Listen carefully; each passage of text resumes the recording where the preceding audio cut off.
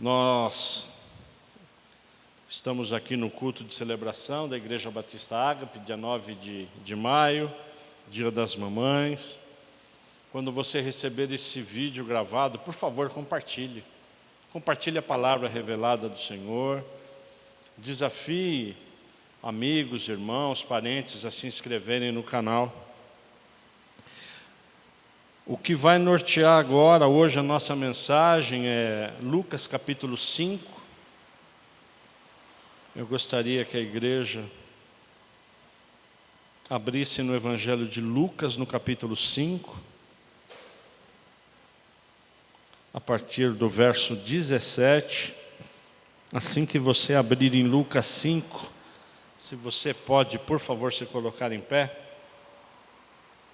Nós estaremos lendo a palavra em reverência. Nós estamos estudando no mês de maio, nos cultos de estudo e oração, o Evangelho de Lucas. Lucas, que também escreveu Atos, foi um médico que foi um evangelista, que andou com o apóstolo Paulo.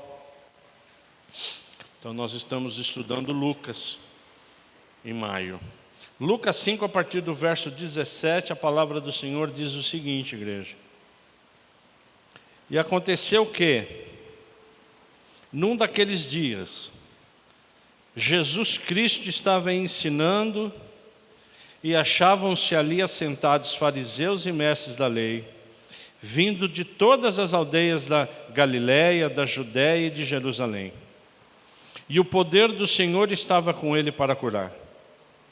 Vieram então alguns homens trazendo um paralítico deitado no leito. Eles procuravam levá-lo para dentro e colocaram diante de Jesus. E não encontrando uma forma de fazer isso por causa da multidão, subiram ao telhado e por entre as telhas desceram o paralítico no seu leito, deixando-o no meio das pessoas diante de Jesus. Vendo-lhes a fé, Jesus disse ao paralítico: Homem, os seus pecados estão perdoados. E os escribas e fariseus começaram a pensar: Quem é esse? Quem é esse que diz blasfêmias? Quem pode perdoar pecados a não ser um, que é Deus? Jesus, porém, conhecendo os pensamentos deles, disse-lhes: O que vocês estão pensando em seu coração? O que é mais fácil, dizer os seus pecados estão perdoados ou dizer levante-se e ande? Mas isso é para que vocês saibam que o Filho do Homem tem a autoridade sobre a terra para perdoar pecados. E disse ao paralítico: Eu digo a você, levanta-se, pega o seu leito e vá para casa. E imediatamente ele se levantou diante de todos. E pegando o leito em que até então estava deitado, voltou para casa glorificando a Deus. Todos ficaram muito admirados, dando glória a Deus e cheios de temor diziam: Hoje vimos coisas extraordinárias. Pai, muito obrigado. Obrigado pela sua palavra, obrigado pelo seu Espírito Santo, que Ele possa e vai ministrar nos nossos corações. Que a sua palavra invada nossas mentes e os nossos corações, e que nós estejamos aqui por inteiro para aprender mais de Ti. E que tudo aquilo que vamos ouvir de Ti, a gente possa aplicar, Pai, para a honra e glória do Seu nome eu oro. Eu oro agradecido em nome de Jesus. Amém. Vamos nos assentar, igreja, por favor. Quanto mais eu vou vivendo no Evangelho, e eu acho que você é assim também, mais eu vou aprendendo. E a gente, quando fica orando, fica estudando, a gente tem a plena certeza que esse aprendizado, amados, ele é eterno. Ele não será só aqui. Ele será quando nós estivermos na glória, amém? Então, eu e você, nós temos que ficar muito atentos à palavra, muito atentos àquilo que está acontecendo conosco, ao nosso redor. Nós temos quase que obrigação de nos aprofundar dia a dia nesse relacionamento com Deus. A cada dia viver a palavra do Senhor. Como a gente costumava dizer no grupo, né, Mica? O passinho do elefantinho, né? Ele é firme, ele é pequeno, mas ele é sempre constante, ele é sempre para frente. O passinho do elefante. Então, na verdade, a cada dia eu e você, nós temos que conhecer e tentar, com todas as nossas forças, viver a palavra de Deus. A nossa família, essa semana, amados, ela viveu uma expectativa de um laudo médico. Então eu quero falar com você hoje da semana que eu, a Ana e o Giovanni e a Laurinha passamos. E vai ser para honrar e glorificar o nome do Senhor e todos nós que estamos ouvindo. A Ana, ela 6 anos atrás, ela teve uma crise muito aguda. Ela estava na cozinha e teve uma crise, como se fosse uma paralisia. Nós a levamos ao hospital e, a princípio, a médica diagnosticou como sendo um estresse. Ela já estava iniciando a menopausa e realmente foi um susto para todos nós. Só que foi descoberto alguns exames que ela tinha problema de tireoide. O normal do TSH é até 5 e ela tinha mais de 40. E juntando a menopausa, e juntando o estresse, ela teve essa crise. Algum tempo depois,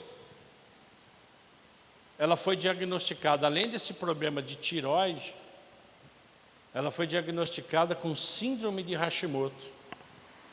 É uma síndrome, amados, é uma doença autoimune. O sistema imunológico em Hashimoto ataca o quê? A glândula, ataca a tireoide. Há uma inflamação muito forte e há uma ruptura na produção de hormônios. Então, na verdade, nesse momento, quando nós descobrimos esse Hashimoto, nós iniciamos o tratamento. Só que as dores, principalmente nas pernas e o enformigamento, elas permaneciam cada vez mais forte. Ela recebeu alguns medicamentos, só que não foram suficientes. E ela continuava com muita dor, até que, num desses exames, um exame muito detalhado, um pouco caro, por sinal, eles detectaram que a Ana tinha neuropatia. Então ela estava num processo de Hashimoto, de menopausa, e foi detectado essa neuropatia, que entrou com medicamento. Mas o formigamento continuou, a dormência continuou, a fraqueza muscular continuou, a intolerância ao calor continuou, as dores agudas continuaram, as câimbras continuaram. E isso veio há alguns anos. E nós passamos, eu acho que por 5 ou 6 neurologistas. Passamos por ortopedistas. Até que Deus nos levou para uma neurologista em Campinas, que antes dela começar a fazer o tratamento, que é um tratamento caro e pesado, o corpo sente muito, na neuropatia, a médica disse que ela era para repetir novamente o exame. Porque ela já iria começar com esse tratamento de neuropatia. Então ela foi no médico, E esse médico falou: dona Ana, a senhora tem tudo menos neuropatia. Aí deu um nó. Deu um nó na nossa cabeça. Falei, puxa vida, né? Você continua piorando a cada dia. Todos os médicos diagnosticaram, não é, que você tinha a neuropatia e você não tinha mais a neuropatia. E agora? Aí fomos para um médico aqui, que eu faço questão de falar, neurologista chamado Dr. Sardinha, maravilhoso, maravilhoso. Fazia tempo que eu não vi um médico como o Dr. Sardinha. Interessado, não tinha pressa de atender, ele não tem pressa em atender. Detalhista, explica tudo. Ele falou: dona Ana, nós precisamos fazer uma ressonância, desde aqui do crânio até aqui embaixo na última vértebra, e você vai ter que tirar o líquido da espinha, o líquor,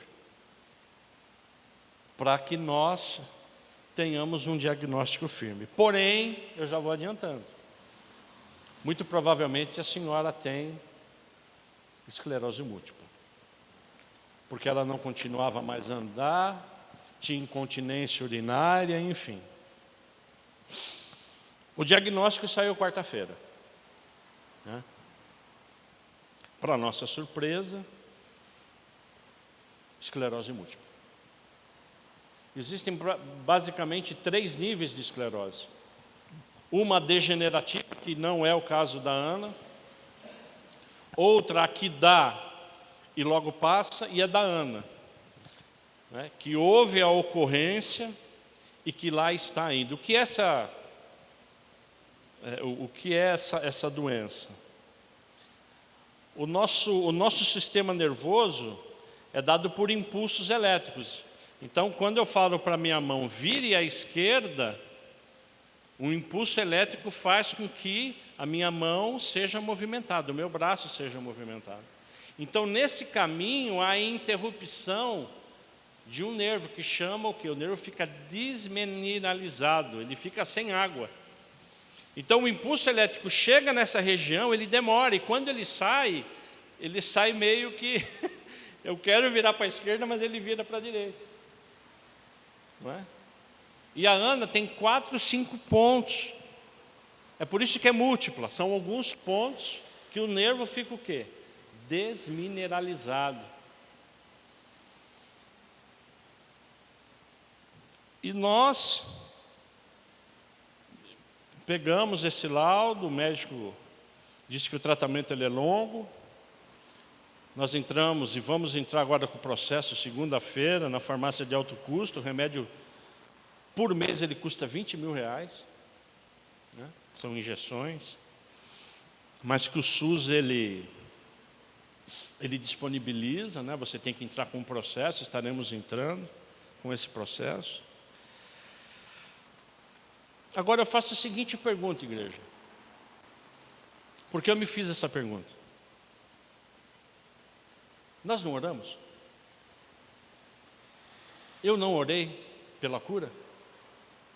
A Ana não orou pela cura? Meus filhos não oraram pela cura? A igreja não orou pela cura? A igreja orou, sim ou não? Nos cultos de estudo e oração, nas nossas orações, principalmente nos últimos meses, que ela estava com dificuldade de andar. E aí a gente vai se questionando.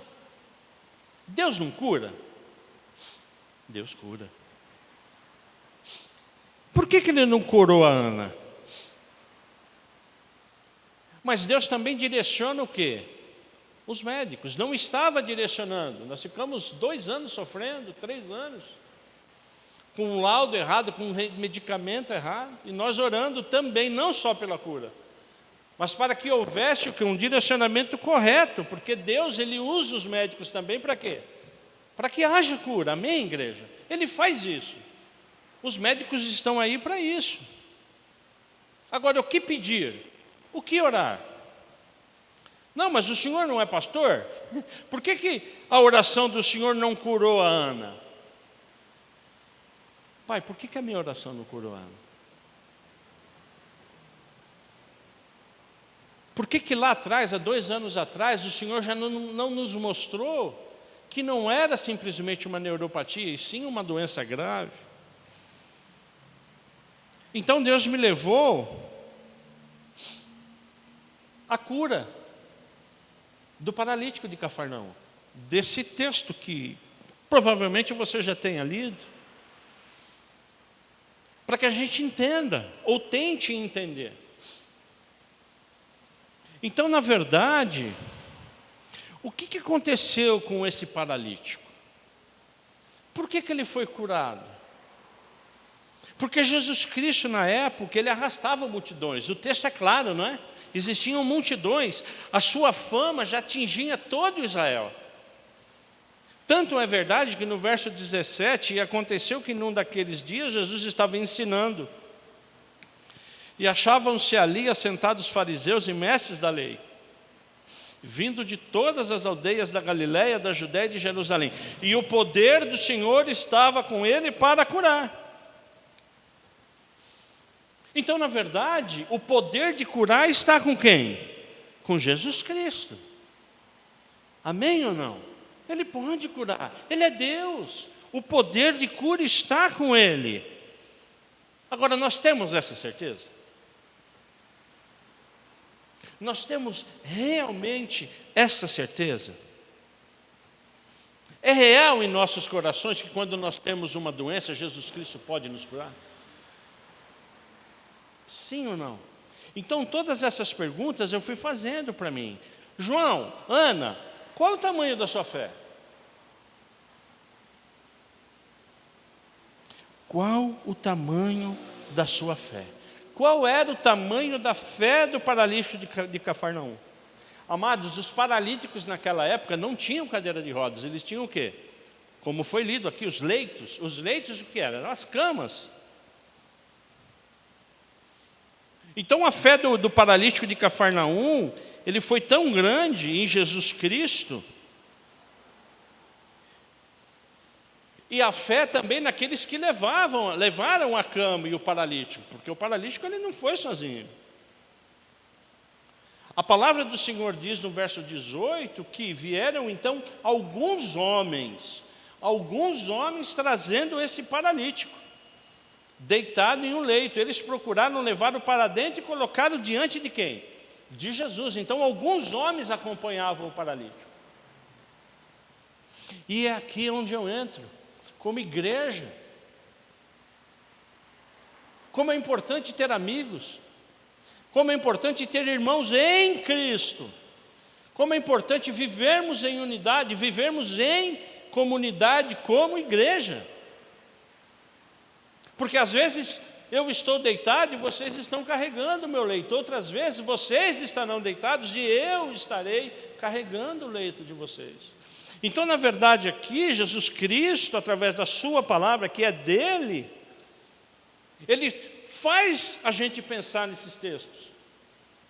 Como é importante nós, como igreja, estarmos unidos na mesma fé. Principalmente nas orações. Porque quando eu estou orando por você, eu estou carregando o seu leito. Quando você está orando por mim, mesmo eu sendo pastor, isso não importa, eu sou um irmão em Cristo como vocês. Eu necessito das orações de vocês, como vocês necessitam da minha, sim ou não, amém? Nós somos o quê? Irmãos em Cristo. Mas a pergunta que ecoou nessa semana, para mim, isso é testemunho para a honra e glória do Senhor, é: qual a real profundidade da minha fé?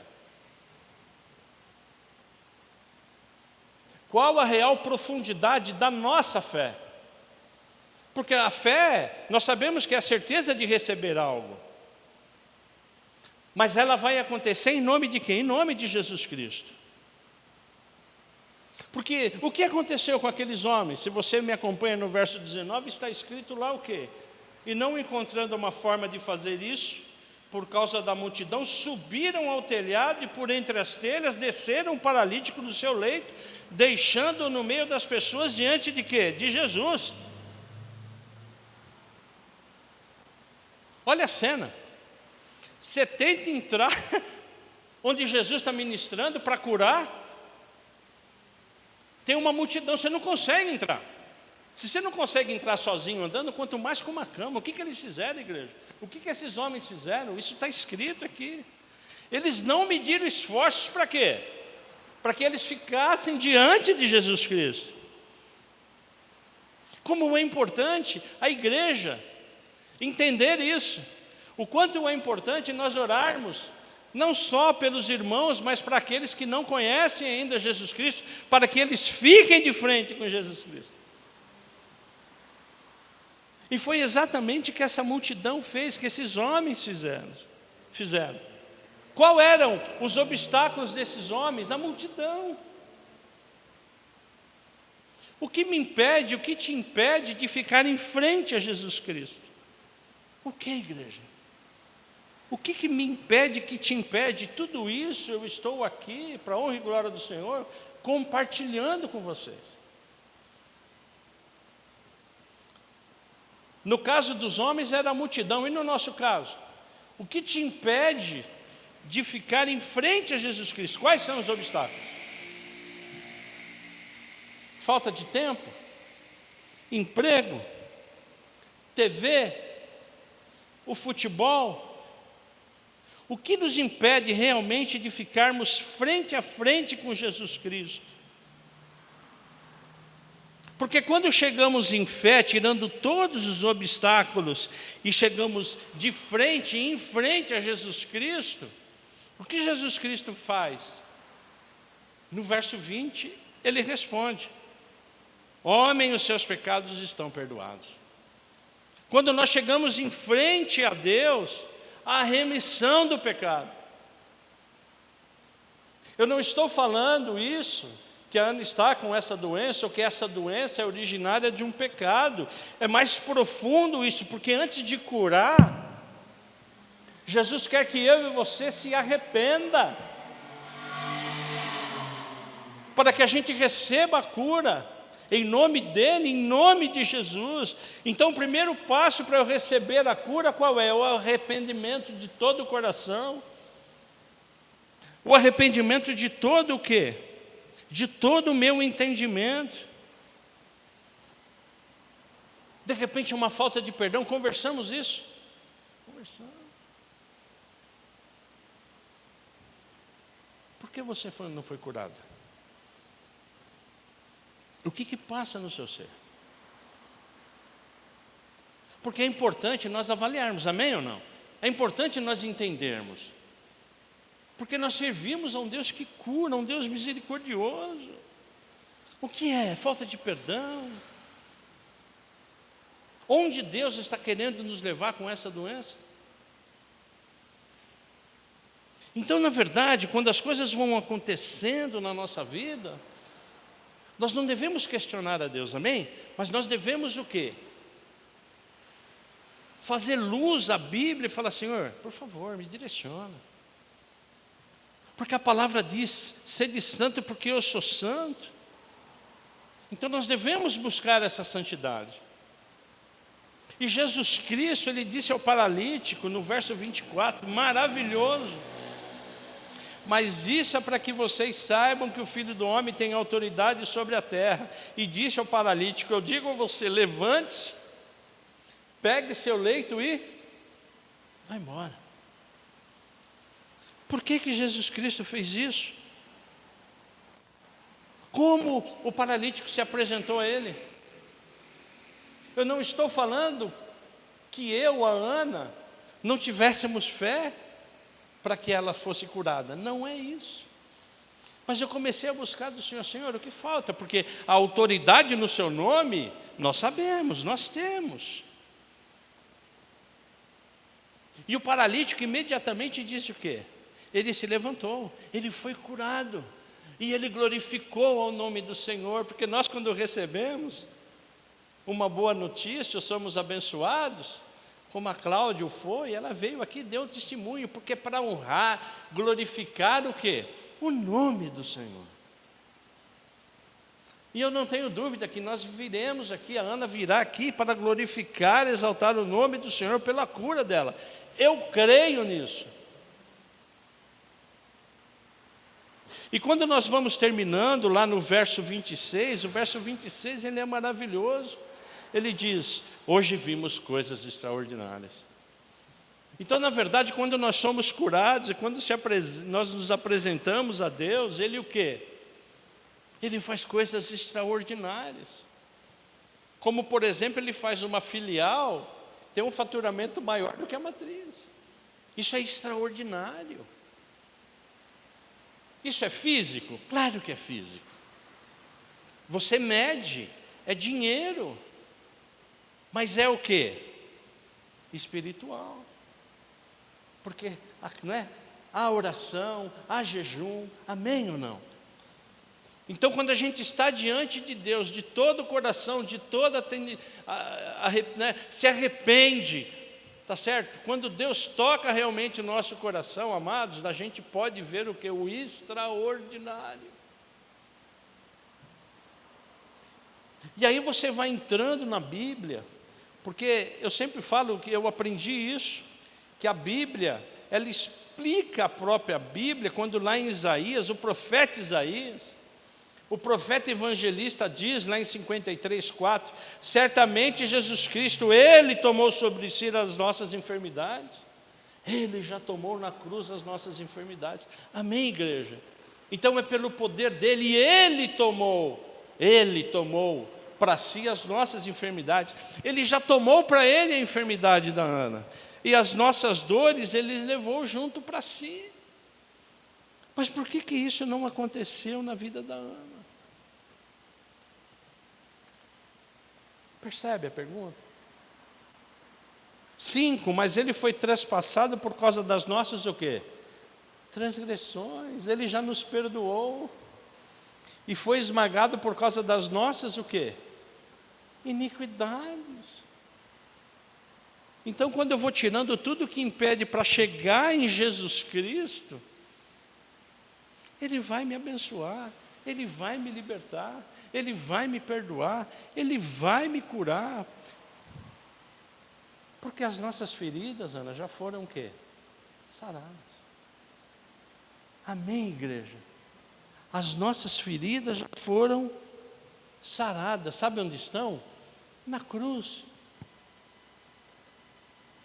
Elas já foram na cruz. E nós? Para fechar o paralítico, para fechar esse estudo maravilhoso, o que a gente aprende com ele? Ele chegou, o culto já tinha começado. Está certo? Ele chegou atrasado. Ele parou todo o culto. Porque Jesus Cristo estava o quê, como diz a palavra? Ensinando. Ele parou, todo mundo parou. Porque eles olharam para cima e viram os malucos o quê? Tirando as telhas, tá certo? Porque... mas o que está acontecendo? Alguns homens começaram a descer o quê? Com a cama. Jesus foi olhando aqui e falou: mas que fé! O que é isso? Eu nunca vi isso. Jesus me falou: mas que fé! Não, Senhor, eu quero que você me cure. Aí pela fé do paralítico, o que Jesus Cristo fez? Perdoou e curou. Aí ele falou: pega o seu problema aí. Quer dizer, ele não ficou nem para o final do culto para receber a bênção apostólica. E ele foi embora, por quê? Porque ele já tinha recebido a bênção dele. De repente a gente está tanto tempo na igreja, buscando o milagre e não recebe. Porque tem muito obstáculo ainda para a gente tirar. Eu não estou falando que é o nosso caso, filho. Eu estou orando ainda, Giovanni e Laurinha. Mas eu posso ter uma certeza que Deus vai curar sua mãe. Eu creio nisso. Amém? Mas eu estou trazendo tudo isso para que a gente faça a seguinte pergunta, essa reflexão, que o Espírito Santo faça bradar isso no seu coração. O que está faltando? Qual o entendimento ainda que está faltando? Para que a cura venha. E essa pergunta ecoou no meu coração. A Ana até falou disso no ano, porque isso mexeu com a gente. Porque eu, na verdade, lá no meu íntimo, eu não pensei que o diagnóstico ia ser o quê? Ia ser tão devastador. E quando a gente ora, Deus, Ele responde. E Deus me levou a Provérbios 18, 21. E isso Ele falou para mim, Ele falou: João, o amor e a vida estão no poder da língua, que bem a utiliza, come do seu fruto. Nós estamos falando mais de amor da palavra de vida ou amor da palavra de morte? Vocês entendem, Cláudio e Marco? Nós estamos mais falando do que nas nossas vidas? Então, na verdade, as coisas quando acontecem conosco, ou mesmo quando acontecem na igreja, que o Espírito Santo pede para que a gente compartilhe, a gente tem que pensar, tem que orar, tem que reler. E o nosso objetivo hoje, Deus é claro em falar: tire os obstáculos. Tire os obstáculos. Se existem obstáculos, tirem ele. Eu não sei o que cada um está passando. Amém? A gente não sabe o que está no íntimo das pessoas. Mas que o Espírito Santo pede hoje, igreja, e você que está nos assistindo em casa, tire os obstáculos. Jesus está, Ele está onde sempre esteve. Tire os obstáculos. Para fechar, um texto que também nós conhecemos, que está em Hebreus. Hebreus falou muito para mim durante a semana. Ora, a fé é a certeza das coisas que se esperam. Então eu espero na cura. Você não espera na cura? É evidente que esperamos. E a convicção que vai acontecer, porque vai acontecer em nome de Jesus, nós cremos nisso. Mas a gente ainda não pode ver, Ranier, cara. Mas a gente crê na cura, Vladinei, né? Nós cremos na cura. Nós estamos fazendo a nossa parte com os remédios, mas a gente crê na cura. Porque pela fé,